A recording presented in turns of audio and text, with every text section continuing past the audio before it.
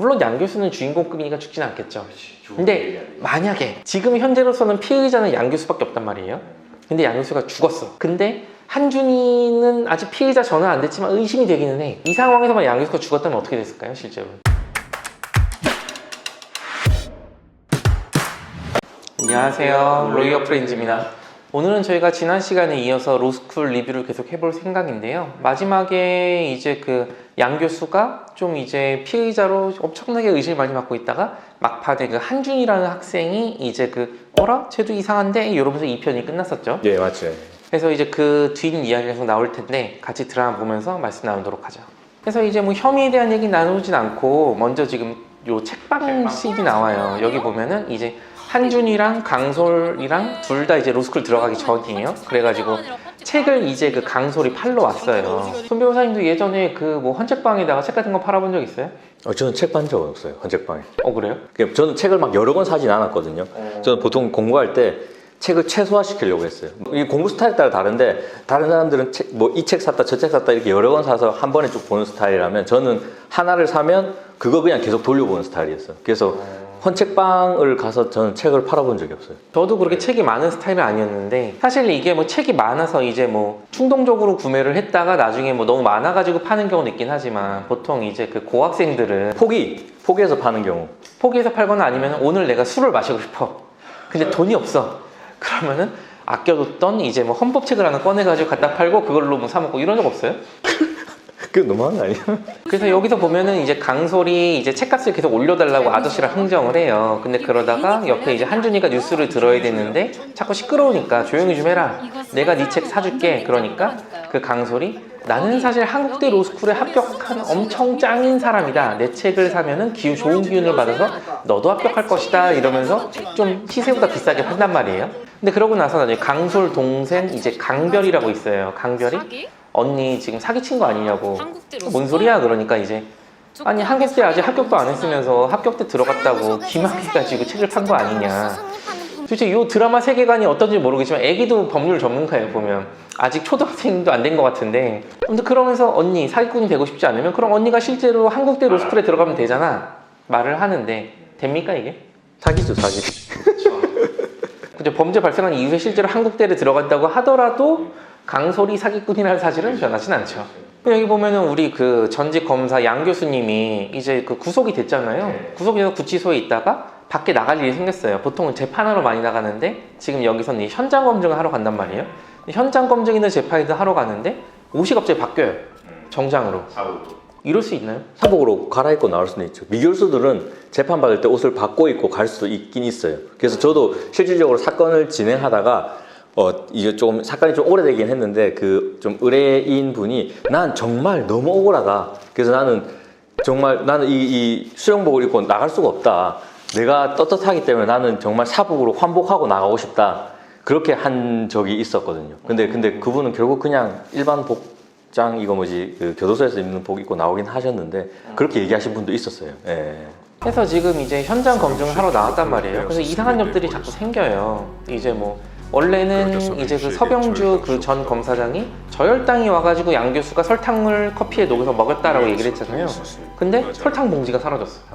그리고 여기 그 범죄 현장 바로 옆에 계단에서 그 서 전 검사장의 그 안경의 그 콧받침 그게 부러진 게 나왔어요. 그래가지고 이제 그 한준이 서 전 검사장의 그 조카죠. 조카가 의심되는 쪽으로 지금 드라마가 이제 좀 몰아가고 있죠. 그리고 보면은 도대체 어떻게 되는지 모르겠는데 아직 사실 한준이 학생, 로스쿨 학생일 뿐이지 특별히 권한도 없단 말이에요. 근데 스스로 셀프로 수사를 엄청 많이 진행을 해요. 그래가지고 자기 삼촌이 뺑소니 치는 몇 년 전에 검찰에서도 못 찾아서 미제 사건으로 끝났던 그 사건의 결정적인 영상을 또 확보를 해가지고 뭐 양 교수한테 보내주고 혼자서 붙이고 장구치고 다 잘해요 이 친구는. 그래가지고 어쨌든 이제 어떻게든 이제 양 교수에서 점점 이제 그 한준이를 이제 좀 의심되는 쪽으로 가야 되니까 이런 정황들이 하나둘씩 나타나고 있죠. 한준이가 열심히 로스쿨 생활을 하고 있는데 어떤 아줌마가 찾아오더니 상속 포기하는데 확인을 하라고 해요. 이렇게 막 알고 보니까 그 서 전 검사장의 와이프예요. 숙모죠, 숙모. 근데 왜 그러느냐? 지금 보면은 그 서 검사장이 이제 그 한준이한테 거액의 유산을 남겼다고 해요. 그런데 그 뭐야, 우리 친자식보다 너한테 더 많은 돈을 남겼다. 이건 말이 안 된다. 그러니까 네가 포기를 해라. 이렇게 얘기를 하는 거죠. 근데 당연히 한준이는 안 한다고 해요. 근데 자꾸 너 사인하라고 해요. 이런 무슨 죄가 되죠? 강요. 그렇죠. 강요죄가 되죠. 그래서 이제 그 우리 그 양 교수님이 직접 현장 검증을 가가지고, 이분은 현장 검증을 가면 보통 이제 범죄를 재현을 해야 되는데 재현을 안 하고 거기서 셀프로 또 수사를 하고 있어요.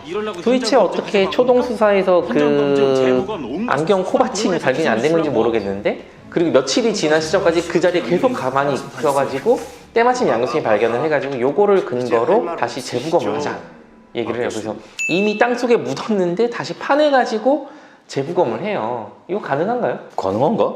이미 오염되는 거 아닌가? 그래서 근데 이론적으로는 가능하긴 한데 실제로 이렇게까지 가는 케이스는 별로 없긴 하죠. 그 여기 보면은 그 강솔 학생이 우리 양 교수님을 되게 좋아하나 봐요. 개인적으로 막 여기저기 돌아다니고 이제 면회도 왔는데 그 면회가 제한이 됐대요. 면회가 제한됐다고 하니까 포기하고 돌아가려고 하는데 때마침 국선 변호사가 접견을 하러 왔어요. 그래서 국선 변호사한테 부탁을 하더니 국선 변호사랑 이제 뭐 아무런 뭐 관계도 없는 강솔이 같이 들어가서 독립된 공간에서 접견을 하고 있어요. 가능합니까? 가능하죠. 아, 그렇죠. 드라마니까.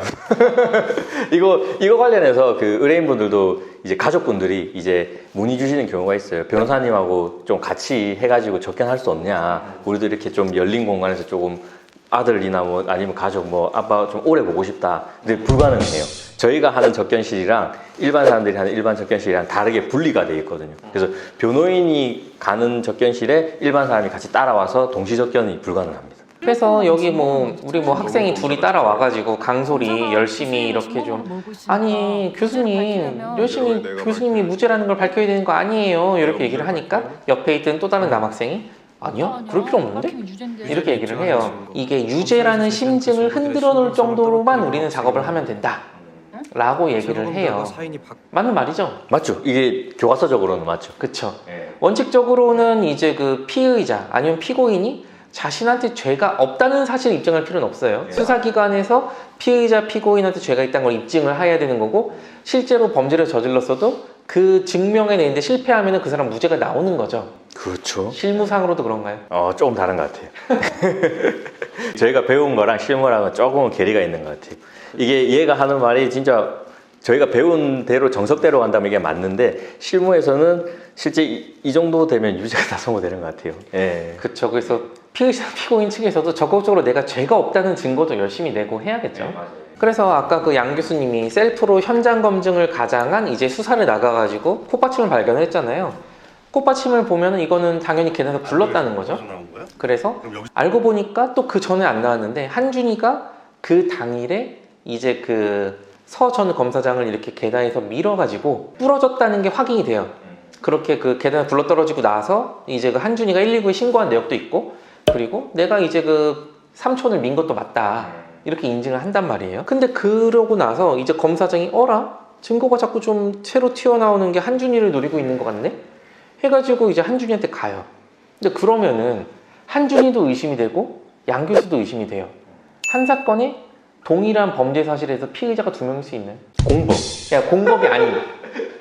공범이 아니면 없긴 하지. 그렇죠. 지금. 한준이가 만약에 살인범이라고 하면은 이제 양 교수는 이제 혐의 없음이 되는 거고, 양 교수가 그대로 가면은 한준이는 이제 그 피의자가 또 될 수 없는 거죠, 원칙적으로는. 물론 이제 공범이라면 둘 다 피의자가 될 수 있죠. 같이 죽일 수도 있는 거죠. 그러고 나서 사건이랑 또 별개로 로스쿨 생활 얘기도 잠깐 나오는데, 시험을 봐요. 시험을 보는데 성적을 이렇게 공시하는 방법이 여러 개가 있어요. 직접 교수실로 찾아와서 받아가라. 아니면은 개인적으로 한 명 한 명 다 이렇게 조교가 이렇게 보내주는지 문자로. 아니면은 성적표를 이렇게 공시를 하는데 그때 전체 성적을 다 공시를 해요. 근데 실명을 안 쓰고 내가 학기 초에 지정한 나만의 비밀 아이디로 이렇게 해요. 저도 이거 한번 로스쿨 때 이런 식으로 해주는 그 교수님이 있었거든요. 신기하네. 특이하네 이거. 네. 여기서도 그러는데 사실 나만 아는 그 아이디로 이렇게 얘기를 하면은 다른 사람이 모를 것 같잖아요. 다 알 것 같은데 근데. 다 압니다. 그래서 지금 뭐 양 교수의 혐의가 약간씩 떨어지고 있긴 한데 아직까지는 지금 구치소에 있는 상황이에요.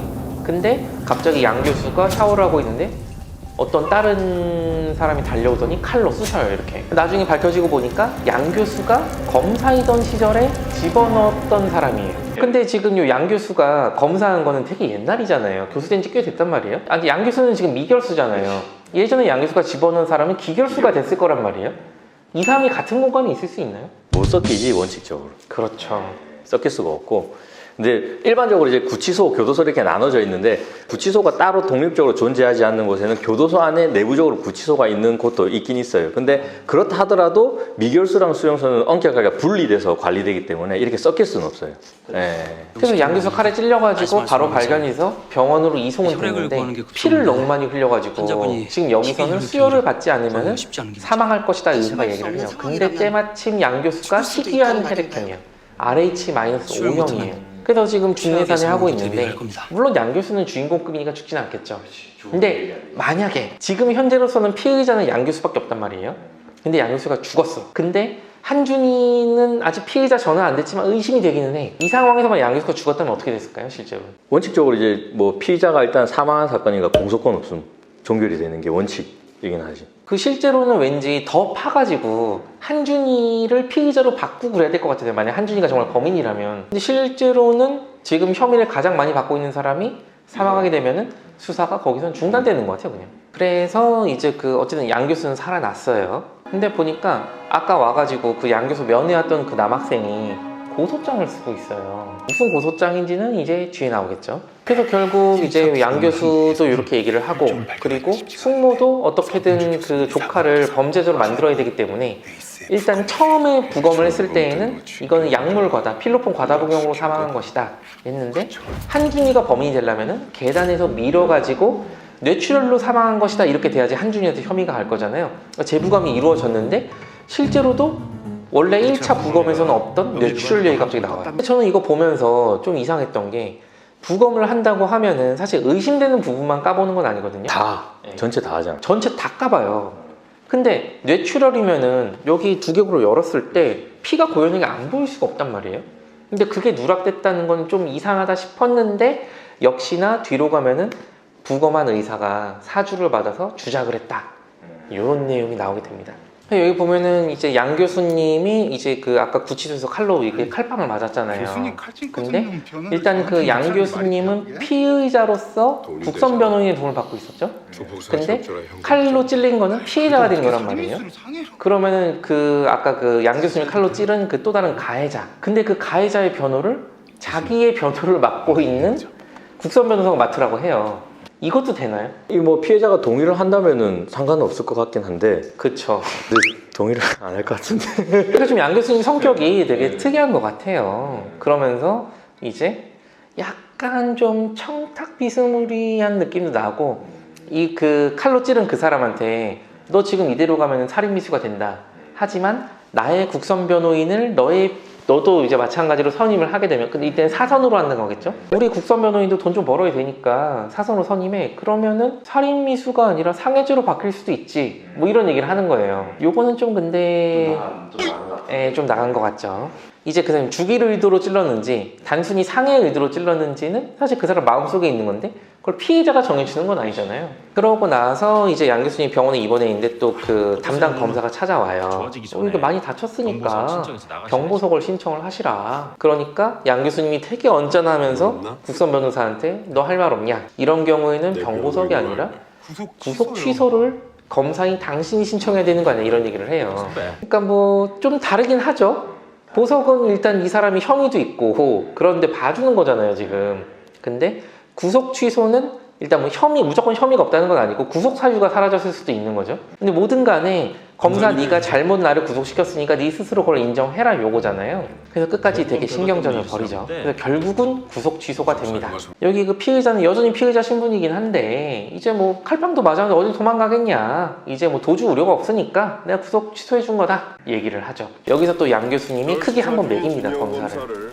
아까 그 초반에 그 남학생이 고소장 쓰고 있었잖아요. 이제 이 담당 검사는 피의 사실 공표죄로 고소를 하는 거예요.